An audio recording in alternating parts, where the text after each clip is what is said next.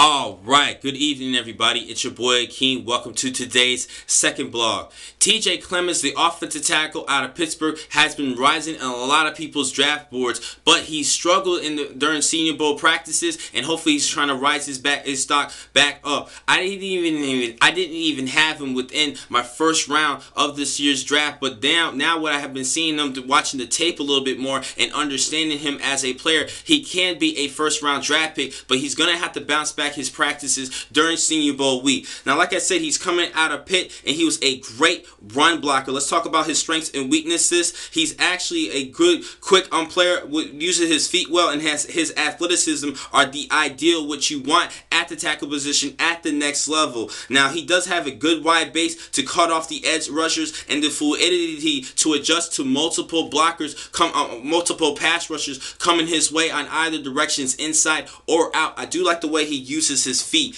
He also shows natural flexibility in his lower half of the body where he can bend his knees pretty well. That's what I do like about him. And as far as an offensive tackle, you need to bend your knees pretty well. Also, he can fire through as a run blocker. Like I said, he did a great job squaring off and getting to the second level and pushing defenders away from the running back and James Conner, who was the ACC Player of the Year. He had a big season, 24 rushing touchdowns, which is a school record that was previously held for 38 years by Tony Dorsett. Now, Clemming does have some weaknesses that he does need to work on, and before entering the next level, he needs to have to work on his hand placement and his technique. Sometimes he doesn't do a good job in keeping his hands in place. He needs to do better at that. Also, he sometimes drops his head and his shoulders. He needs to not do that. If he drops his head, defenders can definitely push his head away from him and easily evade to him to get to the backfield and get to the ball carrier or the quarterback and collect a sack.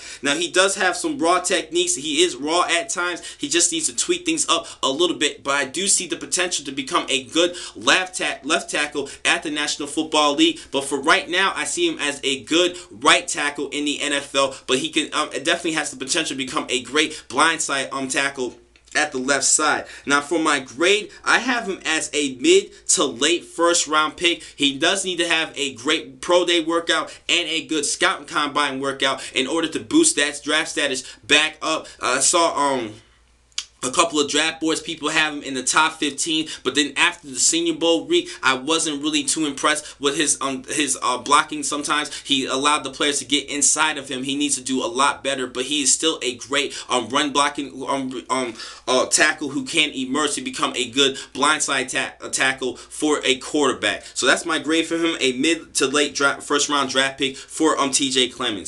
Now, I have a couple more blogs I'm going to talk about. I'm going to catch you guys in just a couple of seconds with more Scott reports. Thank you for watching this blog. I'm your man, Akeem McCall. Be easy.